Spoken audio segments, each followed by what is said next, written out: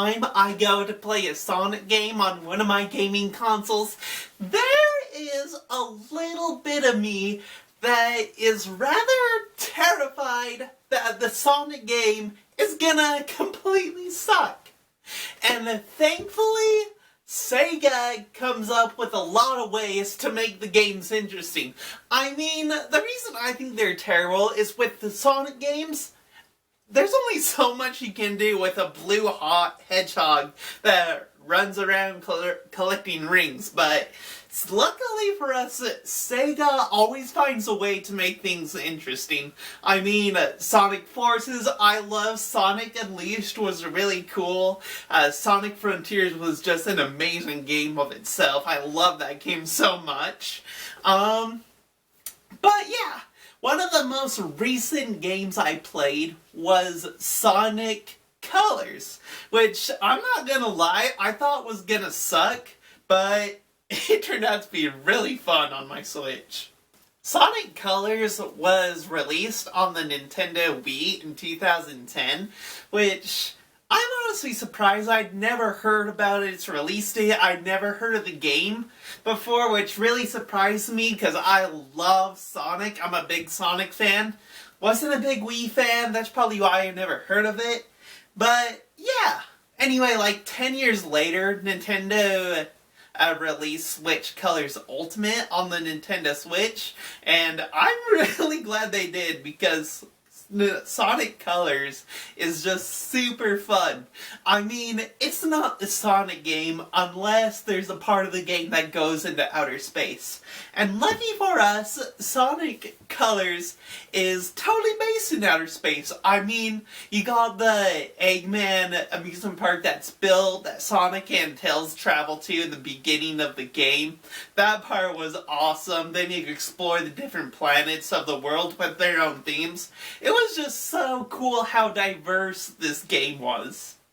The very first thing that really hooked me into playing Sonic Colors was just the opening sequence of this. I mean, it has an amazing soundtrack. Like, the beginning cutscene is just amazing. Before you even start the game, it has this fun little cutscene of Sonic and Tails running around playing with these little aliens that you play on through the game. You discover that they're called Wisps that you can use to fight throughout the game. But just the song that's playing in the background, it's just really fun and catchy. I mean, I downloaded the song to just listen to it when I'm working out or whatever, because I love it. Anyway, once you decide to start the game, it's a fun cutscene, like Sonic and Tails riding this elevator up to space to this outer space theme park that Eggman makes. Sonic and Tails are talking about what Eggman's evil plot is this time, and it's just a fun setup to this gameplay of the game, which actually itself turned out to be really fun. The game itself has 5 resorts in this theme park that you go through. It has serious ones like there's this machine one, there's an aqua park one, there's a tropical one. But one of my favorite areas to go through in that game has got to be the dessert area, because it is just awesome. Like, you cannot take this game seriously. Like, it's a game that tries to take itself seriously, but playing it, I mean, you cannot take it seriously. Because you got Sonic, who's running through, basically on cakes, all these other desserts, and in the background there's these mountain of cakes, and there's these robots that you'll fight here and there, but Sonic will basically running through mountains of popcorn, collecting rings, or one of the aliens, like, throughout the game, there's aliens that you collect that'll help you, like, once you touch them, you'll get their powers. And in this area, you have a Wisp that gives you the rocket power, and you can take off, and it shoots you up into the air, and then once the power fades away, you're basically, like, free-falling through the sky, collecting coins. It's pretty awesome. Plus, there's a drill alien that you can drill through to get through obstacles that are too hard to get through above ground, so you go underground, which was awesome. It's just a fun environment to go through. Plus, I love candy, and it just made me laugh and have a lot of fun going through this area, because it made me feel like a kid again, honestly. That's all it did. It made me feel like a kid.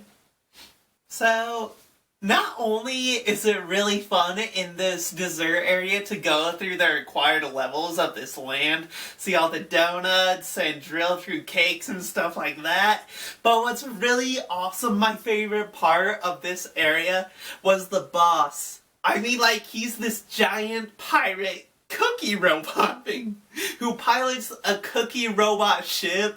It's made of like chocolate, gingerbread, frosting, candy canes, all this type of candy you can think of makes up this giant pirate ship.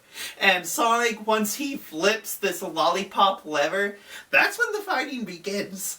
And so he's like shooting his crew at you, which are like gumdrops, and you're fighting on this giant cake with gingerbread and stuff, which makes the fight even funner.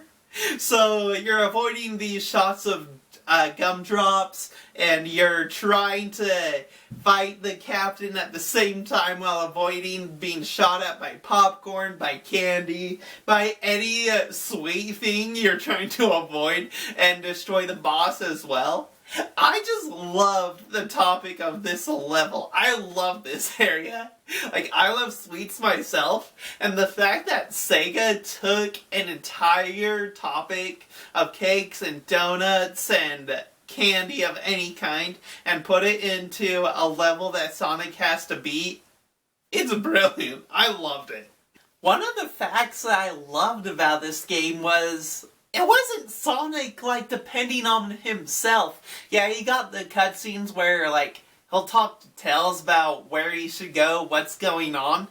But as you play on through the levels, like, Sonic will collect these different Wisps, which have these awesome abilities. Like, there's one where, honestly, like, it's a Pac-Man thing. Like, in this one area that you go to, like, he can get this purple Wisps ability where it's like, he'll eat whatever he can, and as he's eating, he grows bigger. So it's like, kind of like a callback to the movie The Blob. The more it eats, the bigger it gets. But it's like Sonic style, which was awesome. Just Sonic having the ability to use these purple aliens to do all these different abilities, like be able to shoot out into space, go up into the air to be able to go super fast. Just these abilities Sonic has with these aliens known as the Wisps is super cool about this game. It was awesome. The Starlight Carnival was definitely one of the areas in this game that was really fun. Like, just like the aspects of it were really cool. The graphics of it were amazing, outer space wise. Like, there's one part where Sonic basically he free falls at the beginning, and then he's running on this rainbow road thing basically, and it turns into almost a Tron thing. When he's running around, he has to bash into these other robotic robots that are trying to bash into him. Like, you know, in Tron when they ride the light bikes, it definitely had that kind of feeling. And then when the road ends, Sonic will bash into the asteroids to get to the target place he needs to go. That part was really cool. I thought it was really creative and really fun to go through in the Starlight Carnival. Just because it was super colorful and it was an enjoyable part of the game to play. A really fun area of this game was the outer space Aquarium Planet, which it's just enjoyable. I mean, playing through each levels that Sonic runs through, the robots in this game are samurais, which I thought was awesome in itself. Plus, the music to it is just, it just has a beautiful rhythmic beat to it that is really awesome to it. I really loved it. And just the fact the music itself actually reacts to the environment. Like, there are parts of the game where Sonic will be above water and the music will be like really clear, and then there will be parts of the area where he'll jump into the water and go underground in the water, and the music is like all muffled, so it's like how it would really be if you're listening to music underwater. Like, you know, when you listen to music underwater, it's all muffled, and then when you come up, it's super clear. That's exactly how it is in the game. Plus, when you're underwater, the graphics to it are just beautiful. Like, there's the robotic fish, but then you got the jellyfish, which are a natural part of the aquarium. It's awesome. I've been doing a lot of aquariums in my day, and it was beautiful to see it in this game underwater, because they did perfect with the graphics for the aquarium. Really fun to see. I did like a lot of areas in this game. They were all fun to battle through. The bosses were fun. The areas to travel through were fun. Each stage was awesome. But my favorite one would probably be the Space Coaster area. I mean, you got Sonic at one point. He's free-falling and he lands on this, I think it's just like a skeleton of some space creature. But he rides it through space like a actual roller coaster. And what's really cool is that it's not like a two-person view, it's a first-person view. Like, you see the back of Sonic's spines, so it's like you're riding the roller coaster yourself. I thought it was very creative that Sega decided to have the camera at that point as Sonic goes through the roller coaster. Plus, there are other levels through that area that are just fun. I mean, like the Starlight Carnival, that's really fun with tromping. And the Space Coaster area did something very similar, but you're running around the rings of Saturn almost as a race with these other same bike robots bashing into them, collecting red rings. Eventually you'll finish the level with all the red rings completed. But that was awesome to just skate around the rings of Saturn. All in all, I have to say that my favorite area was the Space Coaster, because not only do you get to ride a roller coaster in space, collecting rings, jumping up and down, and going through a first-person view of it, and you get a run on Saturn, but it's just awesome being able to be Sonic blasting through these asteroids as you see the stars and other planets of space. That was amazing graphics to it, and just fun and beautiful to actually play through. I loved it. Something I say that was really fun about this game was it has a lot of callbacks to different stuff. Like, as you complete each section of the game, you're awarded medals that have their own titles. And there's this one part where the title of the trophy you get is like, I think it's like, I beat a boss and I liked it, which is a callback to Katy Perry's music video, I Kissed a Girl and I Liked It. I thought that was kind of funny, in my opinion. I like they named it that, with a reference to that music video and song. Good job, Sega. Also, the cutscenes in this game are just funny. Like, the interaction that Eggman has with his two robots, the red one and the yellow one in this game, are just awesome. Like, through the whole game, the yellow one has a problem with his voice chip. Like, he goes from cowboy to pirate to gangster to Godfather style. Like, there's even a whole cutscene devoted to a callback to the movie Taxi Driver with Robert De Niro. The whole you talking to me thing, I loved it. I gotta play it because it made me laugh. It was hilarious. You talking to me? Yes, I'm talking to you. There's nobody else here, so I must be talking to you. Why haven't we fixed your voice chip yet? Yo, quit wasting my batteries over here. I've been working on it all day. What does that even mean? Anyway, that was another topic that made this game amazing, just the callbacks and references to different media and pop culture. That was something I loved of this game. Now, as we all know, not every video game is perfect, even though Sonic Colors came really close to it. I mean, with the graphics, music, storyline, super fun. I just have to go with the stuff that was terrible now. And that has to do with the levels. I mean, I talked about how each area has its own level. Like, Sonic has to go through 6 levels before he hits the boss in each area. And there are some levels that are just a pain in the ass to get through. I mean, there's some parts of each stage where it's like, you can compare it to your drunk friend who made a level in Super Mario Maker who thought it'd be super hilarious to see you try to get through the level to see you fail over and over again. Because that's how I feel like sometimes. I mean, how Sonic reacts to some of the controls feel delayed at points, and sometimes the obstacles put in certain areas that can really make it difficult to get through each section of the resort that you're playing through.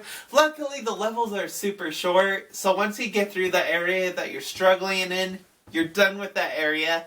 But it's just a pain in the ass, like, just to struggle to get through that 1 minute level can be really annoying. So, that's one complaint I have about it, but other than that, I would definitely say it's fun. The final boss in this game was not a walk in the park for me. I don't know why. Like, I saw online people doing it in under a minute, under 2 minutes. It took me 12 minutes to do it.